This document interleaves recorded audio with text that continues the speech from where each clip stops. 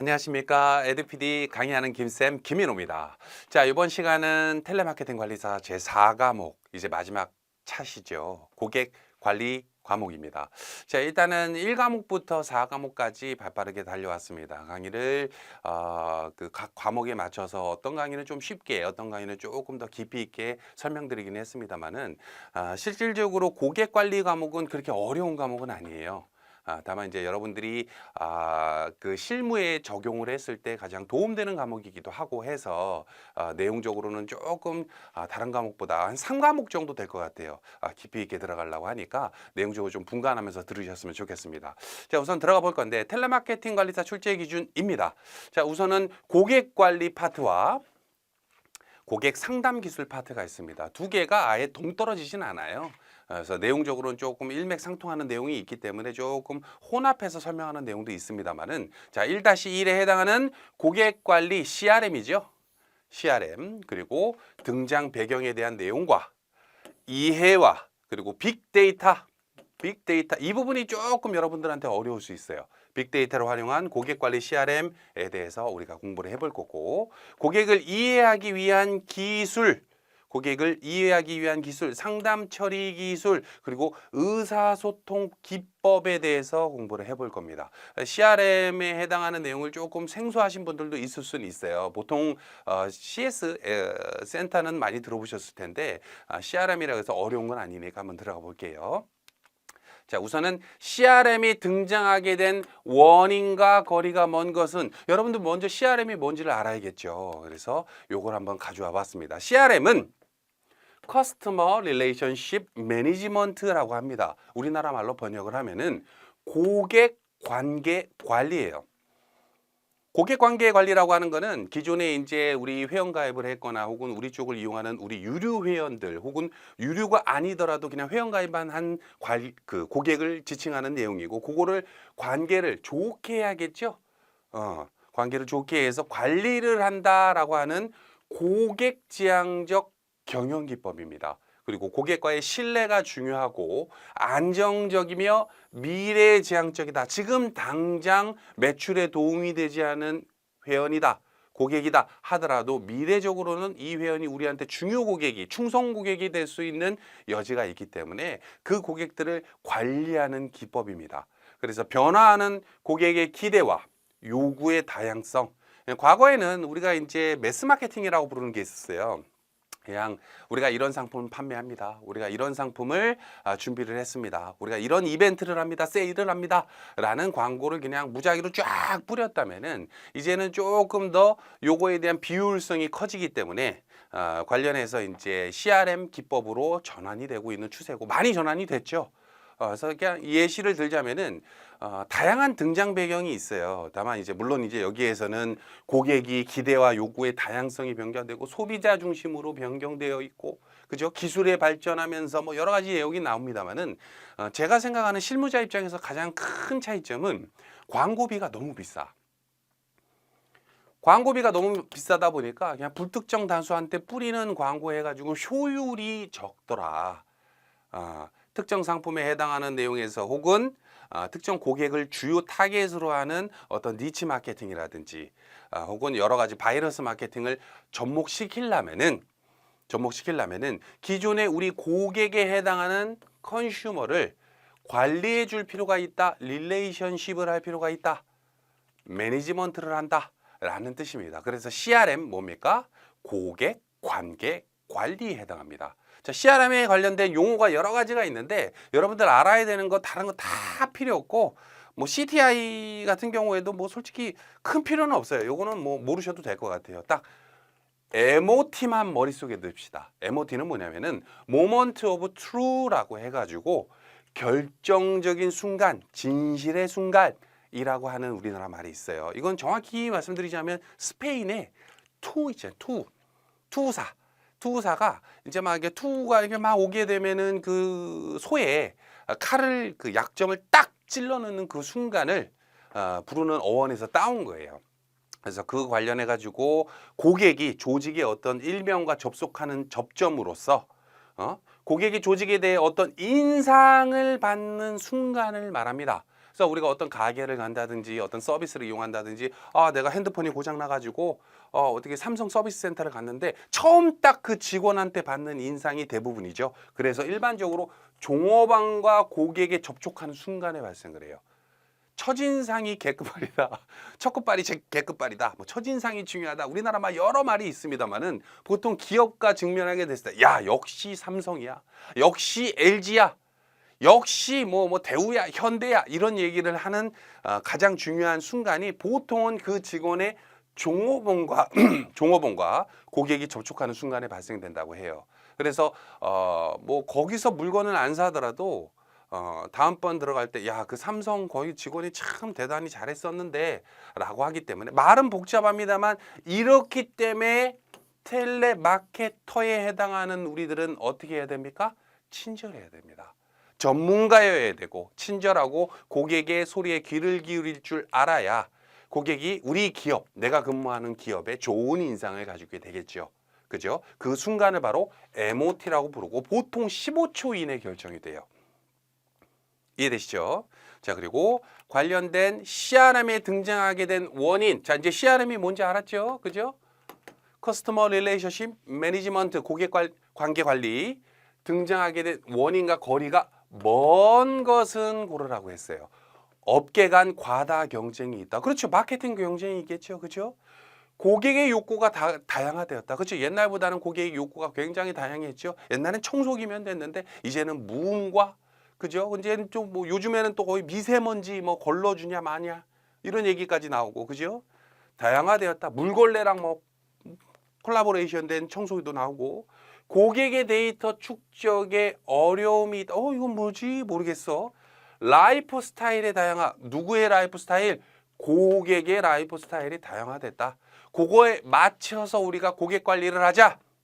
관계 관리를 하자. CRM의 등장의 원인이 먼 것은 바로 3번이겠죠. 고객 데이터 축적의 어려움이 아니라 이제는 쉬워졌죠. 왜? 기술의 발달이 있었기 때문에. 어려운 문제는 아니었어요. 그죠? CRM만 여러분들이 알고 있다면은 자, 그리고 CRM에 대한 설명으로 틀린 것은 또 CRM 문제 나옵니다.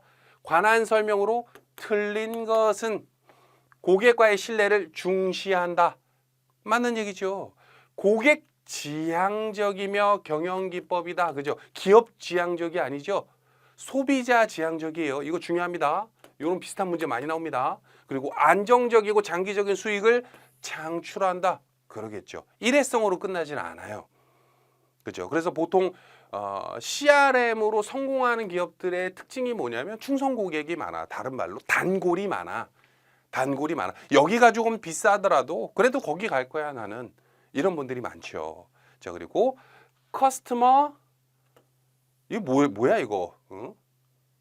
레셔널 매니저 뭐 이상하죠. 비슷하게 CRM을 나타냈으나 CRM에 대한 정확한 영어 명칭을 모르면 안 돼. 그죠? 커스터머는 고객이고, 그죠? 레셔널은 뭡니까? 합리적인 뜻 가지고 있는 거 맞죠? 합리적인 매니저는 매니저고 매니저 다르죠. 고객 합리적인 매니저 이상한데 정확히는 커스터머 릴레이션십 매니지먼트가 돼야겠죠. 그래서 정답은 4번입니다. 그죠? 영어에 대한 용어가 좀 나오는데 매번 이거 설명할 때마다 조금 억울한 감이 들어요. 우리가 이제 텔레마케팅 관리사라고 하는 어떤 이제 다양한 그 학술적인 내용이 이제 우리나라에서 만들었으면은 이러지는 않게 그분들이 한글을 배워야겠지, 그죠? 근데 이제 요즘은 이제 K-팝 쪽에서 대세긴 하는데 아무래도 이거는 이제 영어권을 쓰는 나라에서 들어온 거기 때문에 영어도 어느 정도는 알아야 됩니다. 커스터머 릴레이션십 매니지먼트. 솔직히 매니지먼트랑 커스터머는 어렵지는 않은데 이 릴레이션십 이 용어를 그냥 여러분 머릿속에 좀 넣으셨으면 좋겠어요. 자, 됐죠? 스페링까지 외울 필요는 없고. 자, 그래서 정답은 4번이고요. 자, 예시 문제 들어갑니다. 이것도 실제 기출 문제예요. 근데 문제 제가 예시로 빼는 건 3과목부터 이제 도입을 이제 깊이 있게 들어가려고 한 건데 기출 문제를 쉽게 낼 때가 있고 아주 어렵게 낼 때가 있잖아요. 평이하게 낼 때도 있고. 근데 보통 너무 어렵거나 아예 너무 쉽거나 하는 건 예시로 빼놓은 거예요. 자, 한번 볼게요. CRM의 변천 과정에 대한 설명으로 옳지 않은 것은 그죠? 틀린 거 찾는 거죠? 그죠? 고객이 수동적 선택적 구매자에게 능동적 구매자로 변화되었다. 고객 관리가 영업과 판매 부서 위주에서 전사적, 용어가 좀 전사적 어려워하시는 분들이 있을 수 있는데 전사적이라는 거는 회사 전체. 그래서 영업 관리 판매 부서 위주였다가 회사 전체적으로 관리로 변화하였다. 뭐 틀린 말 아닌 것 같아요. 고객과의 관계가 일시적인 관계에서 장기적인 관계로 변화하였다. 살 사람들한테만 친절하고 안 살 사람한테 좀 이렇게 보러 왔는데요. 그러면 보든 말든 팔이 날리는데 이러면 안 된다는 거죠. 장기적인 관계로 변화하였습니다. 그죠? 고객과의 관계가 개별 고객과 쌍방향 의사소통에서 그룹화된 고객과의 일방적인 관계로 바뀌었다. 요게 거꾸로 됐죠. 그죠? 과거에는 고객을 하나의 뭉퉁이로 봤어요. 뭐 그룹화를 조금 너무 극대화를 하는 경향이 있긴 합니다만은 좀 나누자면 쉽게 설명하자면 살 사람 안 살 사람 나눠 가지고 어떻게 한다는 소리야. 일방적으로 한다는 거죠. 근데 거기에서 고객과의 관계가 개별 고객. 지금은 사지는 않았으나 나이가 젊은 사람 혹은 나이가 좀 있는 사람 남자, 여자, 개별 고객별로 쌍방향이 의사소통을 통해서 그 고객을 어떻게 관리한다는 거. CRM의 핵심이다. 핵심. 개별 고객과 쌍방향 의사소통을 한다. 그래서 옳지 않은 것은 4번이죠. 이 상태에서 이렇게 갔다는 게 아니라 거꾸로예요. 거꾸로. 그죠? 그룹화된 고객과의 일방적인 관계에서 개별 고객과의 쌍방향 의사소통으로 바뀌었다. 됐죠. 고객의 목소리를 경청하고 그거에 대해서 해결을 해주는, 그러면서 그 고객을 어떻게 보면 단골로 만드는 그게 CRM의 핵심입니다. 자, 넘어가고. 자, MOT, 제가 외우라고 했던 CRM의 용어가 딱 요거예요. 요거는 보통 1년에 한 번 정도는 시험 문제 무조건 나와요. MOT는. 근데 여러분들 모먼트 오브 트루 뭐라고 했습니까? 진실의 순간, 그죠? 결정의 순간, 뭐 여러 가지 해석을 할 수는 있습니다만은 뭐다? 그냥 첫인상. 이렇게 생각하시면 돼요. 관계없는 것을 골라라. 스위스 항공사의 사장 한셀이 주창. 야, 누가 했는지는 김인호 선생님이 얘기 안 했는데, 모르겠어. 일단 넘어갑시다. 기업의 생존이 결정되는 순간이다. 그렇죠. 그만큼 중요하다는 거예요.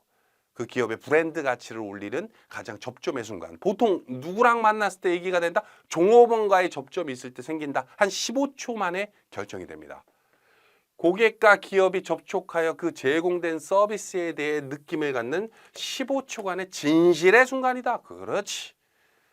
우리 회사를 선택한 것이 가장 현명한 선택이었다는 사실을 고객에게 입증시켜야 할 소중한 시간이다. 그죠? 이것도 맞는 거죠. 그죠? 자, 그래서 정답은 1번인데 여러분들이 1번을 이거 뭐 굳이 외울 필요는 없어요. 1번 이거를 뭐 한 사람은 리차드 노먼이라는 사람인데 이것까지는 몰라도 돼. 2, 3, 4에 대해서 어렵지 않잖아. 요거 모르고 요거 딴 거 뭐 아무거나 갖다 대도 리차드 노먼이 아니라 리차드 노만, 아니 그렇게 하면 안 되겠구나. 노만 셀러, 노만 한셀 뭐 이렇게 해도 이거 다 몰라도 돼. 이 세 가지 보기에 대한 내용은 여러분 머릿속에 있어야 돼요. 개념을 알면 돼. 첫인상이야, 첫인상. 그만큼 첫인상이 중요하다. 여기서 중요하게 여겨야 되는 키워드는 바로 요거예요, 요거. 2번. 기업이 생존이 결정되는 순간이다. 그만큼 중요하기 때문에 고객에게 친절해야 된다라고 하는 거죠. 그죠? 자, 여기에서 조금 복잡하게 들어갈게요. 우리가 언제였지?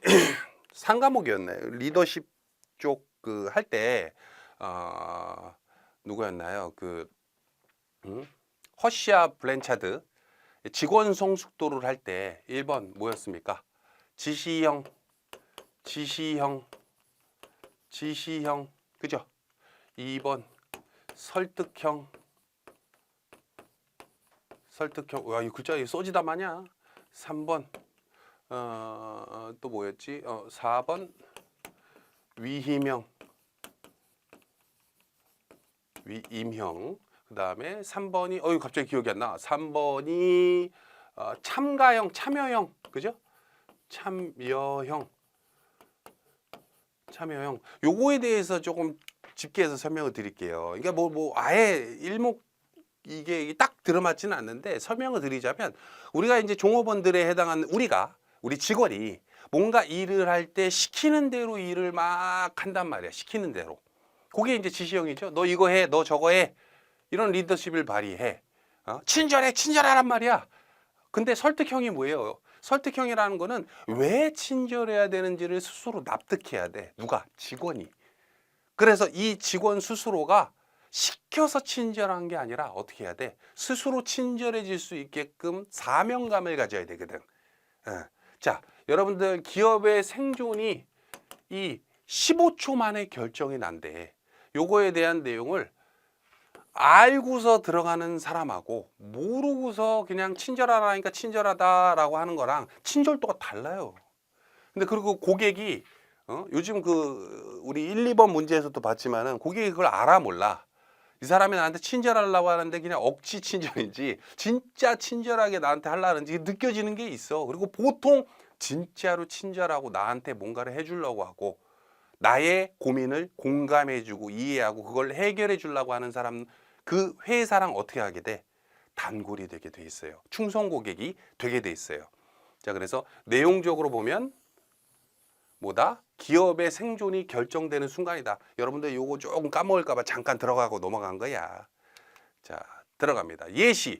고객이 조직의 어떤 일명과 접촉하는 접점으로 이런 식으로 문제도 많이 나와요. 이게 아마 2020년도 기출문제일 거야. 서비스를 제공하는 조직과 그 품질에 대해 어떤 인상을 받는 순간이나 접점을 의미하는 용어는 별로 어렵지 않죠? 그죠? 왜 안 움직여? 그렇지. 용어는 뭐예요? 다른 거 다 몰라도 돼. 다른 거 몰라도 돼. MOT만 알자고요. Moment of Truth. 됐죠? 정답은 1번.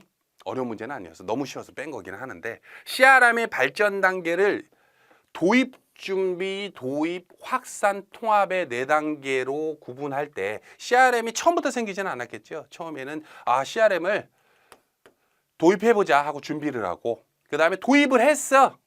그 다음에 여러 가지 문제점이 나오겠지. 이렇게 할 걸 저렇게 할 걸 후회도 하고, 그죠? 그리고 나서 확산은 뭐예요? 이런 방향으로 가야겠다. 이것도 발전시켜야겠다. 라고 뭔가를 전략을 접목시키기 시작하는 게 확산이야. 그리고 통합은 뭐야? 완전히 이제는 그 경영에 해당하는 그 프로세스를 CRM에 접목시키기 시작하는 게 확산이에요. 퍼져나간다. 그죠? 자, 그래서 어떻게 보면은 도입 준비, 도입, 발전이라고 표현할 수도 있겠죠. 근데 확산이라고 여기는 표현이 되어 있는데 실제 기출문제니까. 자, 여기에서 CRM 시스템의 구축과 기업 전략 중심으로 고객을 관리하는 단계는 CRM 시스템을 구축이라고 하다 보니까 도입 준비나 도입이구나 라고 생각을 했을 거예요.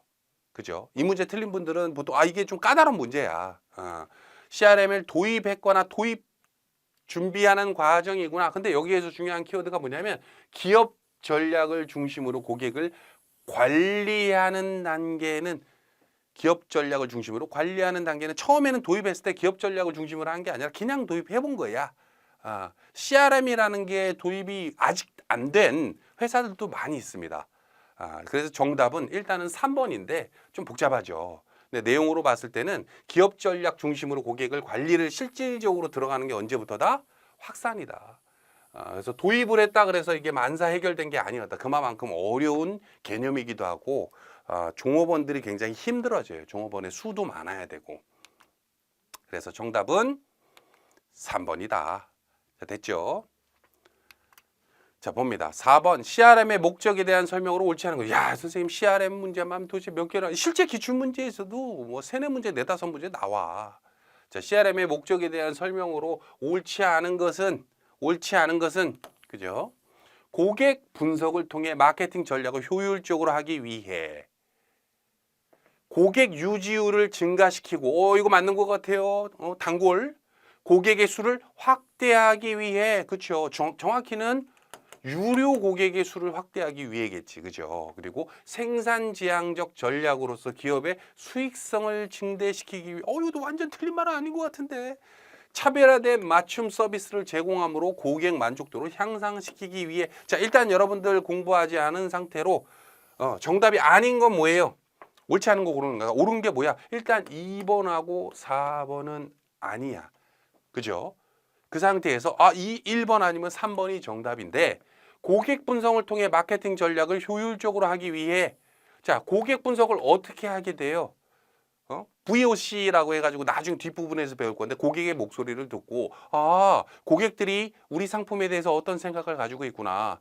내가 반찬 가게를 운영하는데 내 반찬이 맛이 있구나 없구나. 이거 상했구나. 이거 좀 짜구나. 이거 좀 달구나.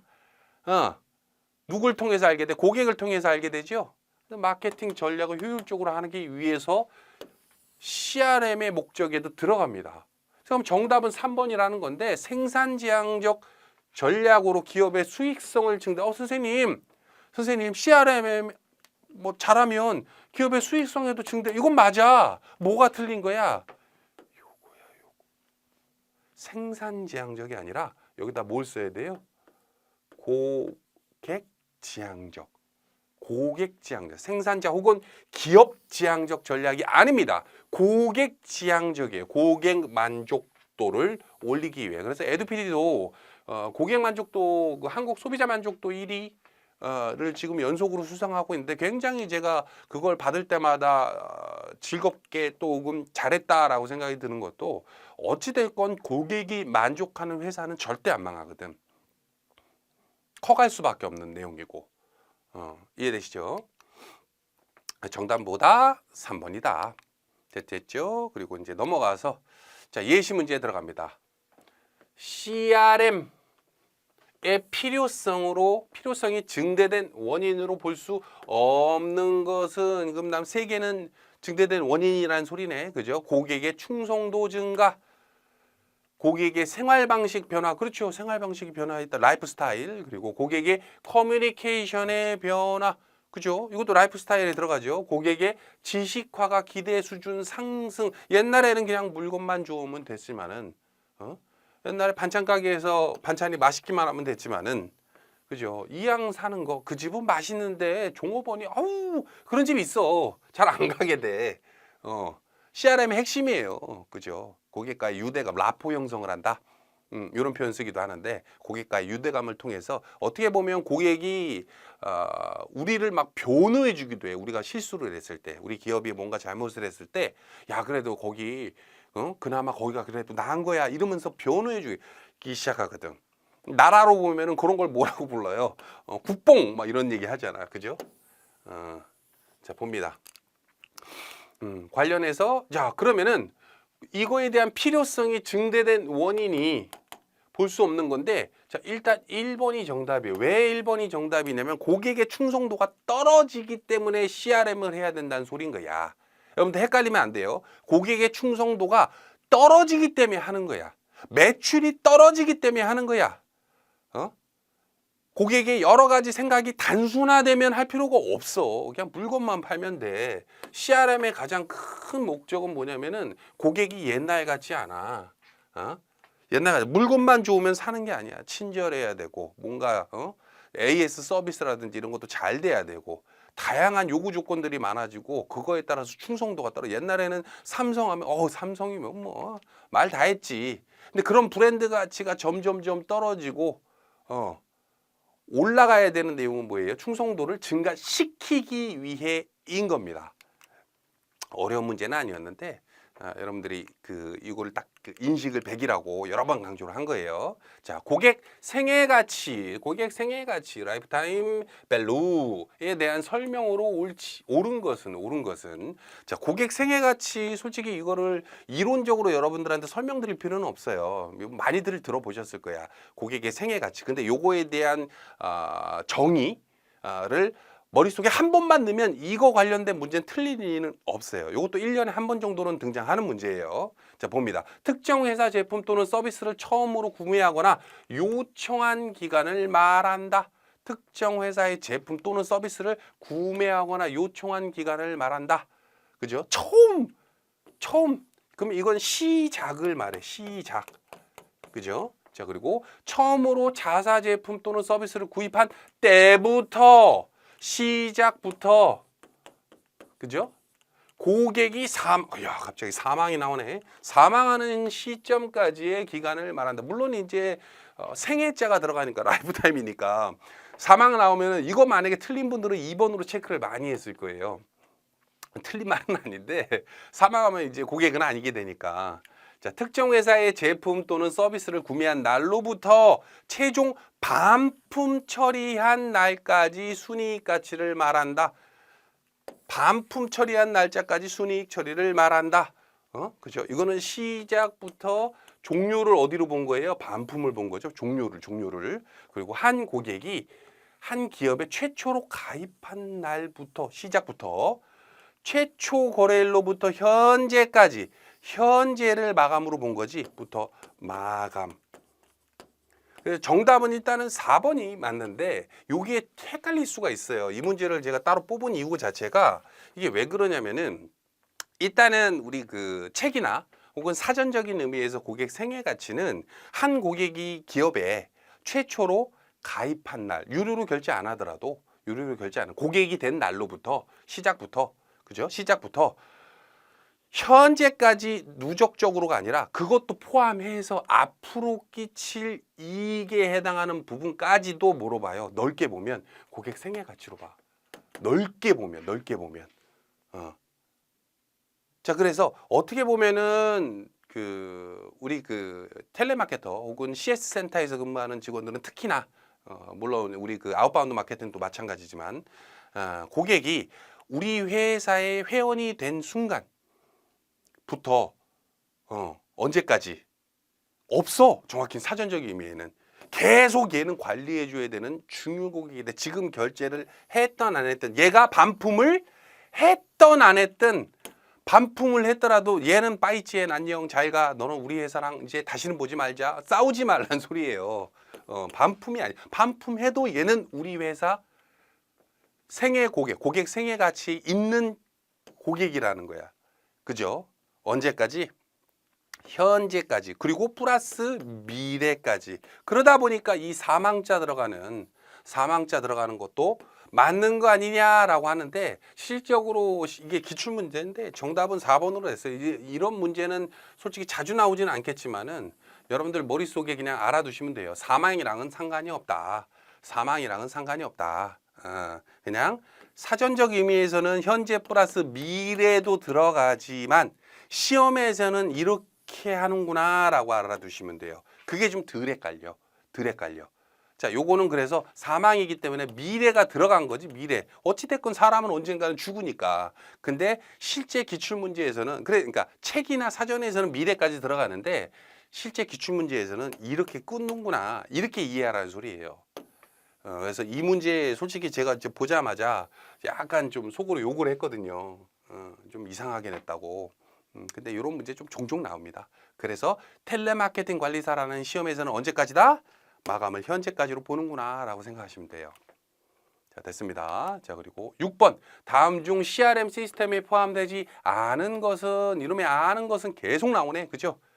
다음 중 CRM 시스템에 포함되지 않은 것은 고객 상호작용센터, 영업 자동화 시스템, 마케팅 자동화 시스템, 고객 서비스 자동화 시스템. 보통 운영 CRM이 뭔지를 여러분이 알아야 되잖아요. 그냥 CRM 아니야. 여기 이거 붙었잖아요. 운영. 그죠? 그래서 이거부터 설명을 드리고 넘어가겠습니다. CRM의 분류라고 있어요. 메타그룹의 산업보고서에 대한 분류입니다. 또 이렇게 설명하면 선생님 메타그룹이 뭐예요? 막 이러는데 그냥 여러분 머릿속에 그냥 그룹 이름이라고 보면 돼요. 회사 이름, 회사. 이거 메타라고 지우고 제가 이렇게 적게요. 그냥 삼성그룹의 산업보고서에 대한 분류는 삼성보고서. 이러면 여러분들 안 헷갈리잖아. 그죠? 메타그룹이 중요한 게 아니야. 그냥 그룹 이름이야. 회사 이름이야. 메타그룹의 산업보고서에 대한 분류는 프로세스 관점에서 분류를 했는데 요거에 대한 분류를 총 3가지로 했죠. 1번 분석 CRM이 있고 2번 운영 CRM이 있고 3번 뭡니까? 협업 CRM이 있구나. 여기에서 분석 CRM은 고객의 데이터를 추출 분석하는 시스템이야. 고객의 데이터를 추출 분석하는 시스템이야. 뭐를 위해서? 고객 정보를 활용하기 위해서. 고객의 향후 동향을 모델링 할 수도 있어요. 얘가 지금 핸드폰을 샀네? 언제 샀어? 올해 샀네? 그럼 한 1년 6개월에서 2년 정도 뒤에 핸드폰을 새로 사겠네? 얘는 항상 2년마다 샀으니까 라고 향후 동향을 모델링 할 수도 있죠. 개별 고객일 수도 있고, 혹은 뭐 어떤 B2C를 좀 넓게 보자면 어떤 회사일 수도 있고, 그죠? 자, 그리고 운영 CRM의 구체적인 실행을 지원하는 고객 관리를 구체적으로 지원하는 시스템을 말합니다. 그래서 조직과 고객 간의 관계 향상, 혹은 고객 접촉과, 꼭 고객 접촉하니까 갑자기 뭐가 생각납니까? 고객 접촉하니까, 그죠? 모먼트 오브 트루 기억나시죠? MOT와 관련된 기능을 강화 지원하는 시스템이다. 그죠? 그리고 협업은 그냥 뭐 분석하고 운영하고 짬뽕된 거라고 보시면 돼요. 두 개가 둘 다 있는 거. 그래서 실제 시험 문제에서는 협업 CRM을 내는 경우가 별로 이렇게 흔치는 않은데, 일단은 웹 개인화 서비스, 이렇게 하면은 스케줄러 같은 거 있죠. 우리 그 캘린더나 이런 데다가 내일 내가 뭐 해야 되고, 이거를 누가 써? 고객이 쓰잖아. 그죠? 고객의 정보를 추출하는 데 쓰기도 하는 내용이고, 시스템이.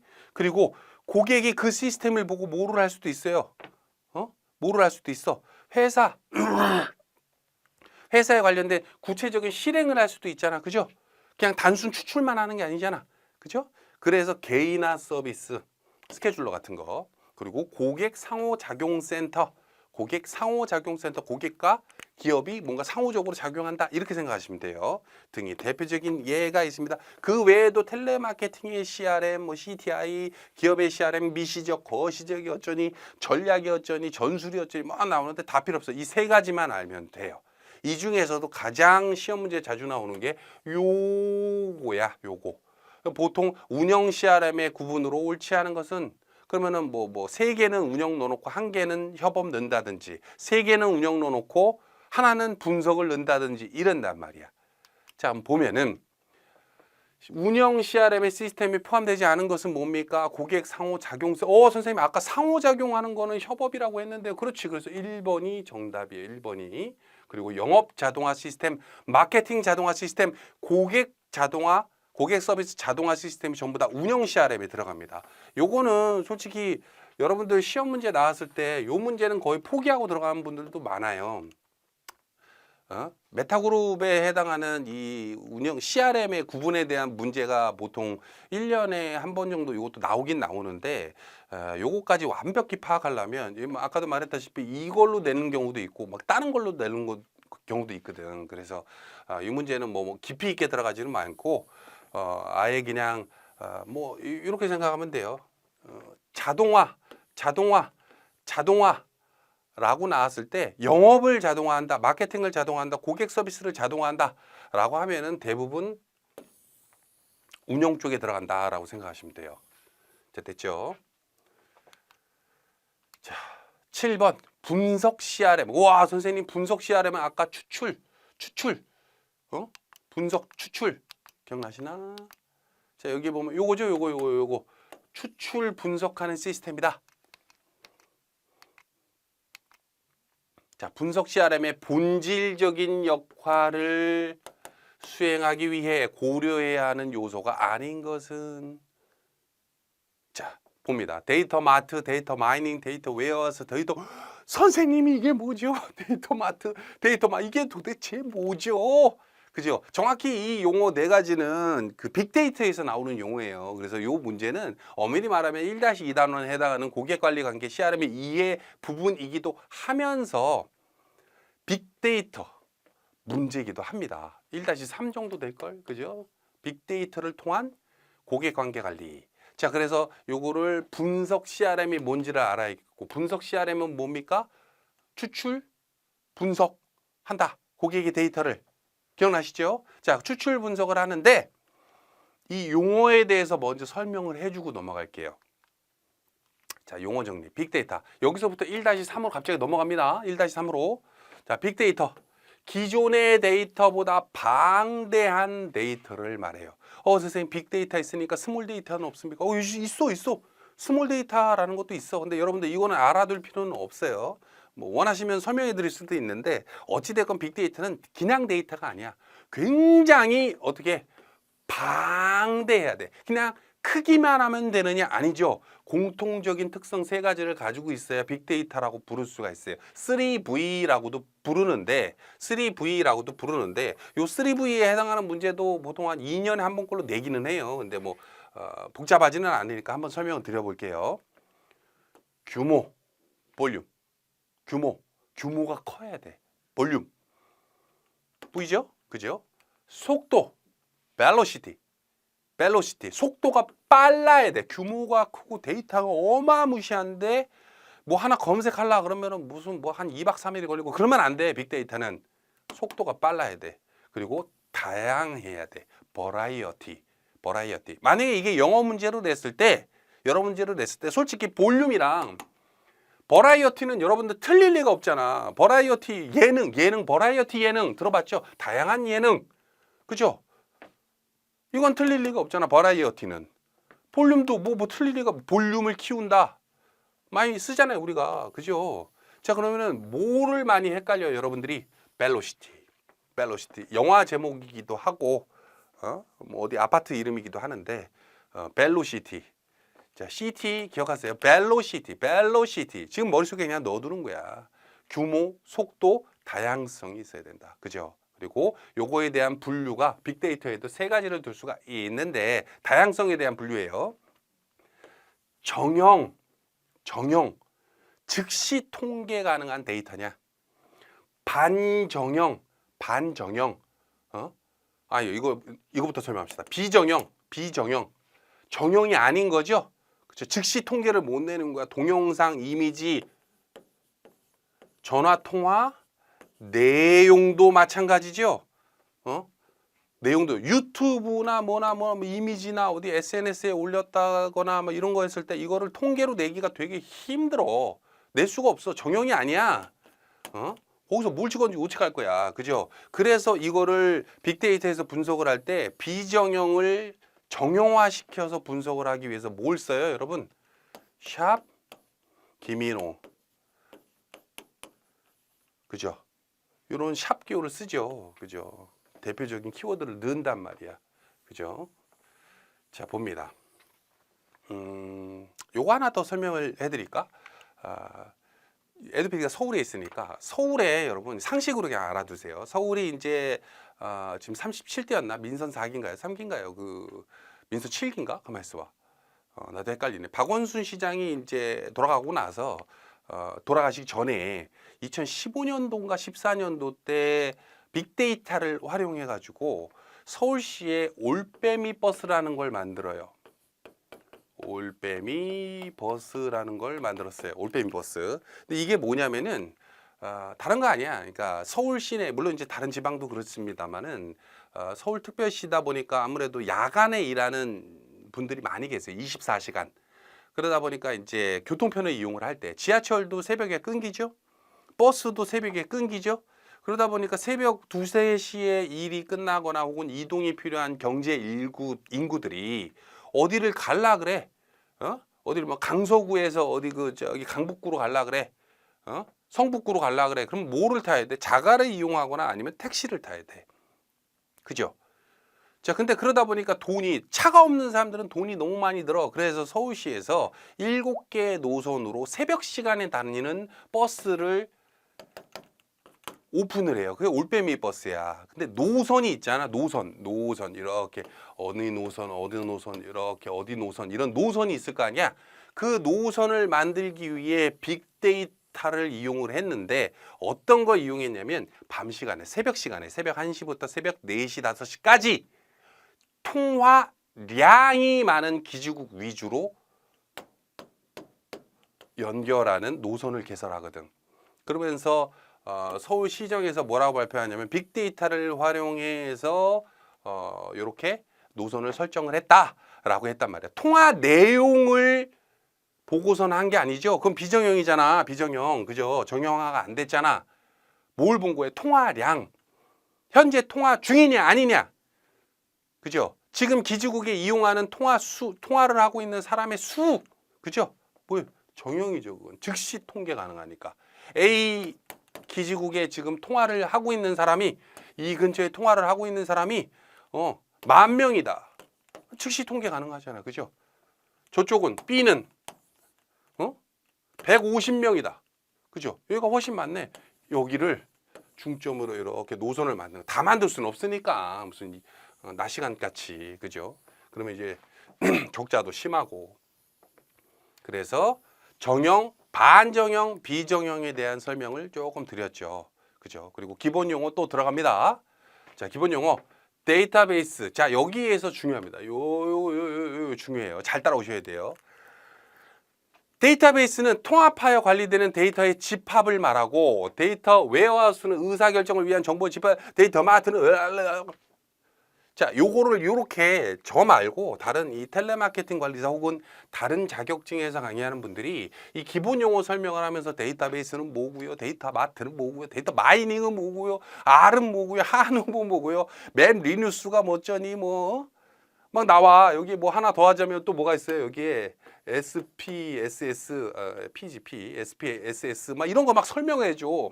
근데 이거를 여러분들 듣고 있는 여러분들 중에 일단은 표정이 어떠냐면 이걸 쭉 설명해 주면 여러분들이 막 열심히 강의 듣고 있다 갑자기 나 이 표정 짓고 있어.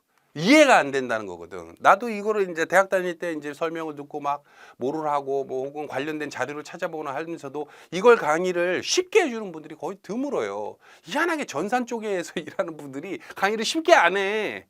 근데 일단은 여러분들 이거부터 알고 갑시다. 여러분들 알아야 되는 용어는 이 4가지가 다야.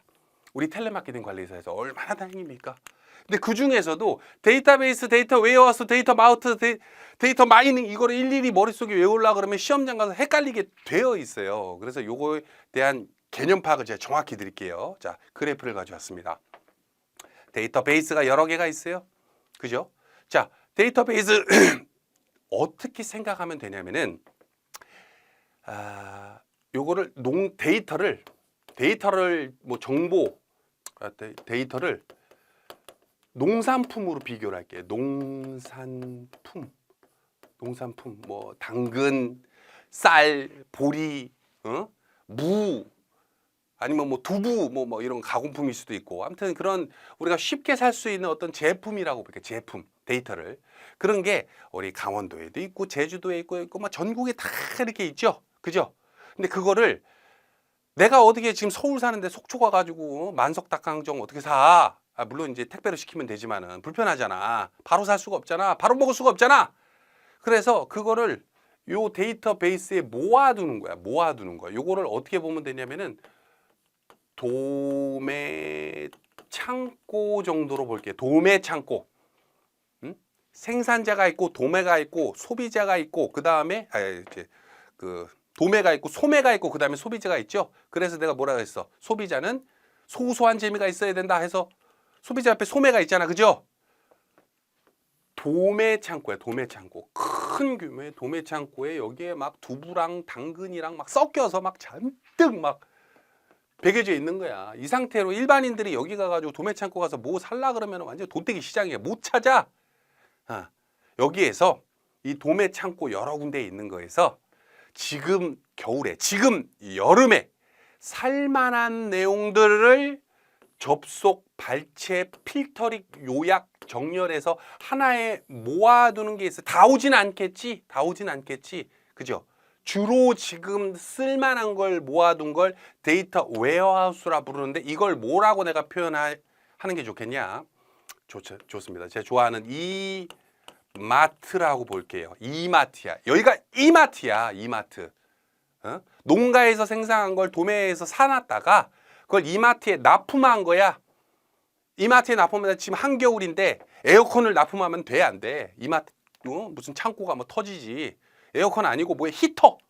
지금이 여름인데 지금이 뭐 물론 이제 여름에도 뭐 겨울 과일도 먹고 하겠지만 어찌됐건 뭐 떡국이나 이런 거 말고 한여름에는 막 팥빙수 같은 거 갖다 놔야 되잖아. 필요한 내용들을 여기다가 모아놔. 여기다 모아놔.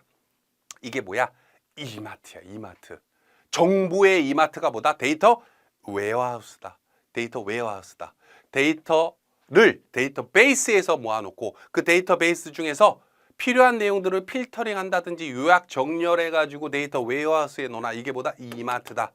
이 중에서 각각의 세부적인 내용을 정리를 해놔. 복사하고 보급해 가지고 어디다 넣어놔? 데이터 마트에 넣어놓는데 이건 어떻게 생각하면 되냐면 이거 데이터 이거 이마트라 그랬죠? 이마트 가보면 어떻게 돼 있어요? 1층은 뭡니까? 과자랑 주류랑 이렇게 있고 2층은 지하는 그 식료품 코너 있고 2층은 속옷, 3층은 뭐 남성 의류, 4층은 여성 의류, 5층은 뭐 전자제품 이렇게 각 층마다 색깔에 맞게끔 뭐가 구분되어 있죠? 그죠? 그게 데이터 마트라 불러. 데이터 마트. 그래서 A 데이터 마트에는 지역을 모아놓고요. B 데이터 마트에다가는 고객 정보를 모아놓고요. C 데이터 마트에는 마케팅 정보를 넣고요. D 데이터에다가는 재무 정보를 넣고요. E 데이터 마트에는 타사를 넣습니다. 그게 데이터 마트예요. 데이터 마트. 이해되고 계십니까? 그걸 가지고 우리 사용자가 나랑 내 와이프가 이마트에 갔어. 1층에 갔어. 그래. 지역 정보를 딱 보러 왔어. 거기에는 뭐가 있습니까? 뭐 지역이라고 표현하지 말고 이거 농산품이라고 할게요. 농산품 식자재를 보러 갔어. 그걸 갔더니 식자재를 갔더니 우리가 거기에서 뭐 두부도 종류가 되게 많아. 뭐 풀무원 것도 있고 어디 것도 있고 어디 단단한 두부도 있고 소프트 두부도 연두부도 있고 순두부도 있고 그래요 안 그래요? 그걸 가지고 자 우리가 뭐 사러 우리가 필요한 거는 지금 된장찌개를 끓일 건데 된장찌개니까 두부는 부드러운 두부를 사야겠다. 아우 근데 나는 딱딱한 두부가 좋은데 된장찌개 끓일 거지만 딱딱한 두부가 좋은데 근데 그 딱딱한 두부도 비용이 어떤 건 1,000원이고 한 모에 어떤 거는 막 2,000원, 3,000원이고 막 다양하잖아. 그죠? 데이터 마이닝이 그런 내용이야. 두부를 사러 가서 식자재 코너 가가지고 이거를 뭔가 추출하고 뭔가를 하는 그런 기능, 기술, 프로그램, 프로세스 그거를 데이터 마이닝이라 그래. 이거를 우리나라 말로 뭐가 있을까? 현명한 소비 정도 되겠다. 장바구니에 담는 거 지금 막 이렇게 담아내는 거 있지 추출. 이 마이닝이라는 뜻이 뭐예요? 우리 탄광에서 광부들이 이렇게 채굴한다 그래요. 채굴. 그죠? 채굴하다 보면 금덩이도 나오고 은덩이도 나오고 다이아도 나오고 석탄도 나오고 막 하겠지. 그죠? 자, 식자재를 코너로 갔더니 와! 애호박이 3개에 1,000원이래. 와! 득템했어. 응? 다이아몬드 뽑았어. 금덩이 뽑았어. 데이터 마이닝이 그런 내용입니다. 데이터 마이닝이 뭐라고요? 채굴하다. 그러면 그 채굴을 데이터 마트에서 할 수도 있고 데이터 마트가 없는 경우는 데이터 웨어하우스에서 할 수도 있어요. 물론. 근데 이해하자면 이렇게 순서대로 해놓은 거야. 데이터 마이닝은 뭐다? 현명한 소비. 장바구니에 현명이 그거 빼 안 돼. 그건 비싸. 그거 맛없더라고. 데이터 마이닝을 뜻합니다. 데이터 마이닝에는 또 여러 가지 막 세부적으로 있는데 통계 분석. A 회사와 B 회사 중에서 야 이게 더 싸네 저게 더 싸네 이건 맛있는데 조금 비싸 근데 이걸 살 거야. 통계 분석. 클러스터링 이건 이제 용어는 어려운데 집단을 뜻하는데 집단 하나의 집단을 줘가지고 왜 농산물 코너에서도 뭐가 이렇게 좀 이렇게 어떻게 해야 되지 이렇게 설명합시다. 정보를 하나의 그 단체로 모아가지고 하는 걸 클러스터링이 나오는데 그것도 데이터 마이닝에 들어가요. 근데 여러분들이 이해할 때는 그냥 클러스터링을 어떻게 보면 되냐면은 묶음 상품으로 봅시다. 묶음 상품. 팔을 딱 하나만 사는 경우도 있고 한 단을 이렇게 크게 가지고 사는 경우도 있고 그죠? 한 3,000원 하죠. 그럼 반 단만 사는 경우도 있고 묶음으로 사잖아. 클러스터링이 묶음이야. 클러스터링까지 알 필요는 없는데 시험 문제에 거의 3, 4년에 한 번 나올까 말까의 클러스터링은. 클러스터링도 어디에 들어가? 데이터 마이닝의 한 종류예요. 데이터 마이닝이라 그래서 통계 분석만 말하는 게 아니야. 집단 여러 개 사면 싸나요? 2 플러스 1인가요? 그것도 클러스터링이야. 그죠? 자, 그리고 이 밑으로 쫙 자릅니다. 데이터 액세스 툴이라고 있어요. 데이터 액세스 툴. 이거는 뭐 거의 시험 문제 나온 적이 여태까지 내가 알기로는 없어. 하지만 그냥 설명하는 김에 하는 거야. 이거는까진 여러분들 깊이 있게 알 필요 없는데 데이터 액세스 툴은 뭐냐면은 뭔가 좀 시각적으로 해놓은 거. 시각적으로 해놓은 거. 자, A 회사 풀무원 두부는 얼마고요? B 회사 또 어디가 있을까? 뭐 어디 두부는 얼마고요? C 회사는 얼마고요? 이거를 이렇게 각각 보다 보니까 불편하잖아. 그래서 돈 쓸 사람은 따로 있는데 내가 설명해 줘야 되잖아. 그래서 그거를 시각적으로 자, A 회사는 이게 얼마 그래프로 막 이렇게 그려. A 회사, B 회사, C 회사. 그럼 그람당 얼마라든지 이렇게 시각화해 놓은 것이 데이터 액세스 툴이라고 불러요. 자, 근데 거기에서 데이터 시각화, 아까 말한 요 뭐 그래프로 만든다든지 이런 거, 혹은 이제 뭐가 있을까? 우리 그 와인 이마트에 사 보신 적 있나? 와인 사러 가면은 이마트에 그렇게 있는 것도 있고 없는 것도 있는데 요렇게 그려져 있어. 그래서 이게 헤비, 뭐 스위트, 뭐 드라이 뭐 해가지고 뭐 점이 이렇게 찍혀 있고 이거는 이 와인보다 이거는 조금 헤비하구나. 요거는 조금 좀 달구나. 요런 거를 이제 눈에 잘 보여줄 수 있도록 표식화한 게 있거든. 그게 뭐야? 데이터 시각화. 이렇게 그 정보를 잘 볼 수 있게끔 시각화해 놓은 걸 데이터 액세스 툴이라 부르고, 그런 거를 분간해내는 분석 능력 무슨 어떤 프로세스를 데이터 마이닝이라고 부른단 말이에요. 자, 그러면 요걸 토대로 다시 한번 가봅시다. 데이터베이스는 통합되어 관리되는 데이터의 집합이다. 이게 결국 뭐예요? 전국의 판매품 혹은 농산품의 도매 창고다. 이해되십니까? 뭐가 데이터? 베이스가. 자, 됐죠? 데이터 웨어하우스는 의사결정을 위한 정보의 집합이다. 이러니까 이해가 안 되는 거거든. 이거 뭐라 그랬어? 이마트다. 데이터베이스에서 뭐가 가져왔구나. 우리가 무슨 프로그래머 될 것도 아니고 그 깊이 있게 들어갈 필요 없어. 우리의 머릿속에는 이마트네. 그죠? 그리고 데이터 마트는 뭐예요? 데이터 웨어하우스 사용자 사이의 중간층이다. 데이터 웨어하우스와 사용자 사이의 중간층이다. 왜? 쉽게 분간할 수 있도록 어떻게 이렇게 클러스터링 해놓은 거지. 농산물 코너, 의류 코너, 문 코너, 그죠? 그게 데이터 마트예요. 데이터 마트. 조금 작은 마트 가보면 왜 그 이마트 에브리원 그런 데 가면은 층이 하나인데요. 그래. 데이터 웨어하우스이면서 데이터 마트인 경우도 있어요. 두 개가 하나인 경우도 있어. 그죠?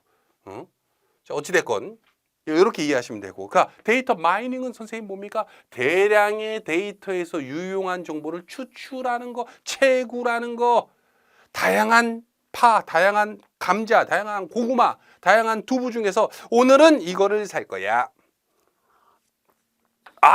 합리적 소비를 위해서 이거 좋다. 장바구니에 딱 넣죠. 데이터 마이닝입니다. 자, 됐어요? 됐습니까? 물론 텍스트 마이닝도 있는데 이거는 뭐 됐어. 요 네 가지만 알아도 보통 이 빅데이터에서 문제가 뭐 몇 개 나와도 여러분들 평균 이상은 풀 수 있으니까 딱 요 정도만 알면 돼. 자, 됐죠? 자, 7번 다시 이제 문제 들어와서 분석 CRM의 본질적인 역할을 수행하기 위해 고려해야 하는 요소가 아닌 것은, 이게 굉장히 어려운 문제예요. 이게 2019년 문제일 거야. 분석 CRM에 대해서 뭔지 알아야 되고, 분석 CRM은 분석하고 통계 내는 거구나. 근데 본질적으로 내용을 쭉 봤더니 빅데이터뿐만 아니라 그냥 일반 데이터에서도 이게 내용이 용어를 쓰긴 하는데, 데이터 마트, 데이터 마이닝, 데이터 웨어하우스, 데이터 베이스, 데이터베이스에서 데이터 웨어하우스, 데이터 마팅, 데이터 마이닝 다 분석 통계에 쓰는 용어들이잖아. 근데 뭐가 붙어서 좀 이상해? 선생님, 이 마케팅이 왜 붙었어요? 데이터베이스 마케팅이 왜 붙었어? 그래 안 그래? 그죠? 요거 없이 있으면은 뭐야 이게 문제가 정답이 없어. 다 맞는 건데가 되는데 데이터베이스 마케팅이 붙었기 때문에 정답은 4번이에요. 그죠? 데이터베이스 마케팅이라는 건 뭐예요? 데이터베이스를 가지고 마케팅 한다는 소리야. 그죠? 분석이 아니야. 그죠? 이해되십니까? 통합으로 봐도 되고, 협업으로 봐도 되고, 또 어디로 봐도 돼? 운용으로 봐도 돼요. 데이터베이스 마케팅은. 자, 됐습니까? 자, 넘어갑니다. 예시. 이제 빅데이터로 이제 쫙 넘어갔어요. 데이터 분석 결과를 쉽게 이행할 수 있도록 시각적으로 표현하고 전달하는 과정은 데이터를 쉽게 이용할 수. 이거는 제가 예시로 뺀 게 쉬워서 뺀 게 아니라 더럽게 어려워서 뺀 거야. 이 문제가 실제로 나올 줄 몰라서 나도. 이 2020년도 문제인가? 모르겠네. 자, 근데 이게 자 봅시다. 일단은 데이터 클러스터. 와, 클러스터. 이거는 이제 틀리라고 낸 문제야. 내가 봤을 때는 데이터 클러스터링. 선생님 데이터 클러스터링 집단화잖아요. 데이터 마이닝인데요. 데이터 마이닝의 한 종류인데요. 맞아. 데이터 커스터마이징. 야, 이 커스터마이징까지 쓰냐? 모르겠어. 이거 넘어가. 데이터 시각하는 데이터 액세스 툴에 들어가는 거거든. 그래서 데이터 분석 결과를 쉽게 그래프로 이렇게 그리는 거지. 그래프로.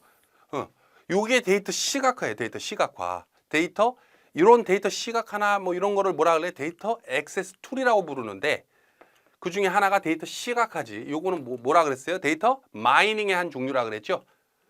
그래서 정답은 3번인데 이 문제는 솔직히 여러분 이런 문제 나오면 그냥 틀리세요. 아우. 야, 이거까지 하려고 그러면 여러분들 깊이를 어느 정도 해야 되는 줄 알아? 드럽게 어렵단 말이야. 그래서 야, 이런 문제도 나오는구나. 출제율 미쳤구나. 도대체 문제를 어떻게까지 어렵게 내는 거야. 정보 처리 기사 수준이야. 이 정도면. 자, 봅니다. 데이터 시각화 맞죠? 자, 근데 대략적으로 이 어려운 문제 나와도 일단은 커스터마이징 여러분들 모를 거고 데이터 분류도 잘 이게 뭐 내용은 알아도 그죠? 근데 클러스터링은 제가 설명해 드렸어요. 집단, 단체, 그룹. 그죠? 데이터 시각화도 설명은 드렸었어. 설명은 드렸는데 야, 이런 문제 나오면은 안 돼. 틀릴 수밖에 없어. 이건 포기하고 넘어갑시다. 자, 빅데이터의 특징으로 오는 것은 이런 문제가 우리는 좋아한단 말이야. 쉽고 재밌고 빨리 풀 수 있는 거. 빅데이터는 데이터 형식이 단일하다. 이 뭔 개소리야. 아, 죄송합니다. 빅데이터 복잡하죠. 정형 데이터, 비정형 데이터. 그죠? 또 뭐가 있어요? 반정형 데이터도 있고. 빅데이터는 데이터의 양이 방대하다. 그렇지. 데이터의 생성 속도가 매우 빠르다. 그렇지. 처리 속도도 빨라요. 빅데이터는 데이터가 처리되는 방식에 있어 새로운 관리 및 분석 방법을 요구한다. 그죠? 다양하기도 하고 새로운 방법, 기술을 요하기도 하죠. 선생님 갑자기 V3가 생각납니다. V3, 3V가 생각합니다. 그죠? 3V 뭐가 있어요? 3V 뭐가 있을까? 그죠? 볼륨, 벨로시티, 버라이어티. 생각나죠? 정답은 뭡니까? 1번. 빅데이터는 데이터의 형식이 단일하다가 아니라 다양하다. 그죠? 기억나시죠? 버라이어티하다. 그래서 1, 2, 3번 나오다 4번은 그냥 넣은 것 같고. 자, 그래서 정답은 1번입니다. 자, 됐죠? 요거 좀 어렵게 내자면 아까 그 영어 내서 낼 수 있는 거야. 여러분들 머릿속에 버라이어티랑 볼륨은 헷갈리지 않을 거니까 벨로시티만 잘 기억하자고요. 빠르다. 자, 예시. 빅데이터에 관한 설명으로 옳지 않은 것은 빅데이터에 대한 설명으로 옳지 않은 것은 나왔어요. 옳지 않은 것. 자, 내용 보면은 빅데이터를 활용한 고객 관계 관리는 새로운 경제적 효과를 창출할 것으로 기대된다. 세계 각국의 정부와 기업들은 빅데이터가 향후 국가 기업의 성패를 가름할 새로운 경제적 가치의 원천이 될 것으로 기대하고 있다. 빅데이터는 거대한 데이터의 집합으로 양적인 의미뿐만 아니라 데이터 분석과 활용을 포괄하는 개념으로 새로운 가치를 창출하는 데 한계가 있다. 갑자기 한계가 있대. 자, 그리고 빅데이터는 미래 국가 경쟁력에 큰 영향을 미칠 것으로 예측되며 국가적으로는 안전을 위협하는 글로벌 요인 등에 대응하기 위해 우선적으로 도입되고 있다. 그러니까 결과적으로 빅데이터 최고야. 빅데이터 너무 좋아. 빅데이터는 한계가 없어. 빅데이터는 너무 좋아. 막 이런 내용이거든. 근데 여기에서 새로운 경제 효과라고 했다. 긍정이죠. 긍정. 그죠? 빅데이터는 향후 국가 기업의 성패를 가름할 경제를 기대하고 있다. 이것도 긍정이죠. 이거 한계가 없어. 빅데이터는.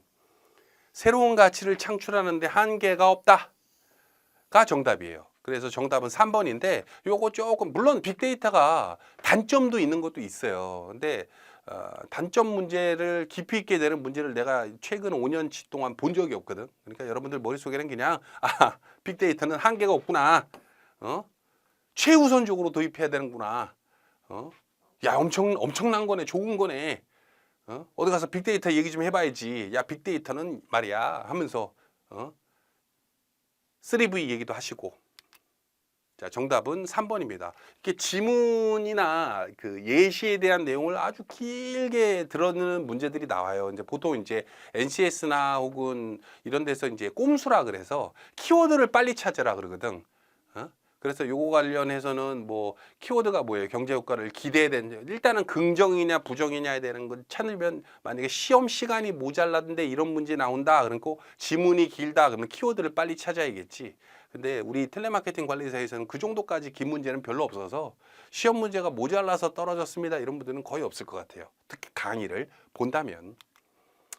빅데이터 수집 방법 중 크롤링과 가장 관련이 있는 것은 와 선생님 크롤링은 또 뭡니까? 웹 로봇은 뭐고 로딩 블로그 로그 데이터는 뭡니까? 자 요거에 대해서 이제 깊이 있게 다 푸는 건 어렵진 않아요. 근데 이제 데이터 수집 방법이잖아. 그래서 요거에 대해서 어렵진 않은데 솔직히 크롤링 문제까지 낼 줄은 몰랐거든. 근데 이제 이런 문제가 나온다 그러면은 또 공부를 우리가 하면 되니까 한번 들어가 보자고요. 자, 기본 정리입니다. 빅데이터 수집 절차가 있어요. 이건 안 어려워. 빅데이터를 수집하려면 수집 대상을 선정해. 어떤 수집을 할 것이냐, 어떤 대상을 수집할 것이냐, 수집 계획을 세워요. 당연한 거겠지. 그리고 데이터를 수집을 실행을 합니다. 근데 여기에서 A, B, C 중에서 가장 전문가가 해야 되는 게 뭐가 있을까? 가장 전문가. 빅데이터를 좀 다뤄봤다라고 하는 사람이 제일 해줘야 되는 거. 그러면 사람들이 대부분 뭐라고 그러냐면 C 아니면 B로 해요. C 아니면 B. 어떤 데이터를 선정할 것인지는 일반인이 해도 되잖아요 라고 하는데 그렇지가 않아. 빅데이터는 달라. 빅데이터는 A를 전문가가 해야 돼. A를. 막상 그 전문가라고 하는 게 여러분들 일반인하고 그거랑 헷갈리시면 안 되는데 그 사회조사 분석사라고 하는 거 보면 SPSS라는 프로그램으로 실기 시험을 봐요. 근데 그게 이제 데이터 분석이라든지 이런 걸 하는 어떤 그 프로그램인데 그걸 다룰 줄 안다고 전문가가 아니야. 빅데이터는 빅데이터만의 되게 특수성을 가지고 있기 때문에 수집 대상 선정하는 게 굉장히 까다롭고 요거에 따라서 계획이나 실행 방법이 천차만별로 바꿔져. 그래서 가장 경력이 있고 전문가가 해줘야 되는 게 뭐냐면 대상 선정은 전문가가 해야 돼. 이거는 시험 문제 안 나오니까 그냥 우리 입장에서는 대상을 선정하고 수집 세부 계획을 한 다음에 수집 실행을 하는 거구나. 요거까지만 알아두시면 돼요. 어렵진 않죠. 하나 더 알자면 전문가는 대상 선정이 제일 까다롭고 어렵구나. 요거에 따라서 밑에 게 와르르 바뀌는구나. 요 정도만 알자고. 됐죠? 자, 그리고 이게 중요하지. 빅데이터 수집 방법. 아까 크롤링도 나왔습니다만 HTTP 수집 크롤링과 오픈 API가 있고 뭔 소리야. 로그 수집이 있고 FTP 수집, TCP, IP 이거 좀 들어본 것 같은데 뭐 이런 것도 있고 다양하게 스트리밍 뭐 있어. 근데 여러분들 알아야 될 건 일단 두 가지만 알면 됩니다. 두 가지만 알면 됩니다.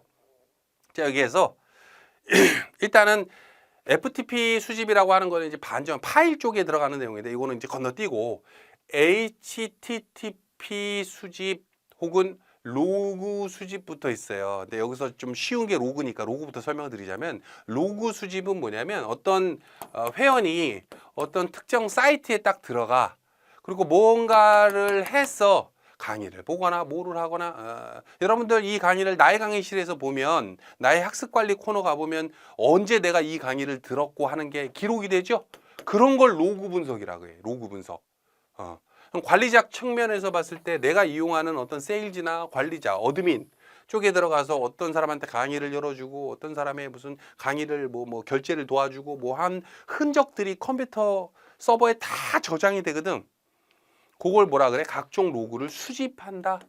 그 로그를 통해서 분석을 한다. 회원이 어떤 강의를 먼저 보는구나, 어떤 강의를 빨리 보는구나, 어떤 강의를 더럽게 늦게 보는구나. 아유, 더럽게라고 하면 안 되지. 되게 늦게 보는구나. 이런 게 전부 다 로그에 해당해. 흔적. 요 정도로 생각하면 돼요. 어렵지 않죠? 그죠? 그래서 여러분들 우리 그 인터넷 익스플로러 이제 끝났으니까 크롬 같은 데 보면은 어제 내가 들어갔던 페이지를 다시 확인할 수가 있죠. 어제 내가 들어갔던 페이지를 다시 확인할 수 있잖아. 그게 다 전부 다 뭐야? 로그가 남은 거야. 로그 삭제할 수도 있죠, 물론. 자, 그리고 HTTP 수집이다라고 하는 건 뭐냐면은 HTTP 하면 뭐예요? 요즘은 이제 HTTPS 이런 거 쓰잖아. 그죠? 그래서 뭐 솔직히 TP도 SFT 뭐 이렇게 쓰기도 한다고 하는데 뭐 난 잘 모르겠고. 자, 일단은 HTTP는 어떤 인터넷 페이지가 있어. 인터넷 페이지를 에듀피디 홈페이지, 메인 페이지나 인트로 페이지를 딱 들어오잖아요. 그러면은 그거를 사람이 자, 에듀피디 홈페이지에는 처음에 뭐 공무원 자격증 공기업이 있고 뒤에 뭐 영상이 보이고 밑에 뭐가 있고 뭐 이거를 일일이 사람이 어떻게 분석을 해. 그죠? 그거를 자동화 시켜 가지고 분석을 하거든. 키워드가 있는지 이미지가 뭐 적합한 게 있는지 뭐 이런 거를 막 분석을 한단 말이야. 그 분석을 크롤링이라고 해. 자동 분석을 크롤링이라고 하는데 요 분석을 누가 하냐면 일반인이 물론 하는 경우도 있지. 일반 사람이 손으로 하는 경우도 있어요. 근데 대부분 뭐냐면 웹 로봇이라고 있어. 로봇이라 그래서 이렇게 물리적으로 물리적으로 이렇게 로봇이 띠리띠리띠 자, 이 페이지는 어떻습니다. 이게 아니고 뭐예요? 뭐야? 웹 로봇이 프로그램 이름이야. 그 프로그램이 에듀피디 메인 페이지 들어가고 어떤 각종 페이지 들어가서 어떤 키워드가 이거 AI가 뭐 이렇게 해가지고 어떻게 이 페이지는 이렇습니다라고 결론을 딱 낸단 말이야. 그래서 다음이나 네이버 유명하잖아요. 그래서 예를 들어서 이제 모바일 페이지가 크롤링 됐다라고 하면 예전에 에듀피디가 모바일이 m.edupd.com이었어. com. 그리고 이제 2020년인가 2020년도인가 2019년도인가 그때 이제 에듀피디가 m.edupd.com 모바일에 해당하는 페이지가 좀 마음에 안 들어가지고 하이브리드 버전으로 그냥 www.edupd.com으로 모바일과 PC 혼용 버전으로 하이드 버전으로 리뉴얼을 한 적이 있어요. 근데 다음 쪽 들어가 가지고 다음에서 이제 우리가 핸드폰에서 에듀피디를 치면 일로 들어가야 되는데 옛날 페이지에 해당하는 일로 들어가는 거야, 일로. 이거 마케팅 부서인데 이거 좀 빨리 바꿔주세요 했는데 이 크롤링이 웹로봇이 다음은 하기 때문에 이거 마음대로 못 바꿔요. 뭐 스크립트를 어떻게 해주세요. 막 이러더라고. 사람이 못 바꾼대. 물론 사람이 바꾸는 방법도 있어. 그래서 웹로봇은 모바일에 맞춰진 페이지구나라고 분석을 하고 이건 하이브리드 버전이기 때문에 모바일 전용 페이지보다는 그 적합도가 좀 떨어지는구나 해서 얘가 스스로 에듀피디를 모바일에서 검색하면 자꾸 일로 보낸다고. 일로 옛날 페이지로. 이해되시죠? 단점이기도 해요. 크롤링이 뭐다? 어떤 특정 페이지를 자동으로 검색해서 수집하게끔 해주는 거를 크롤링이라고 하는구나. 여기에 쓰이는 게 대표적인 게 웹 로봇이 있구나.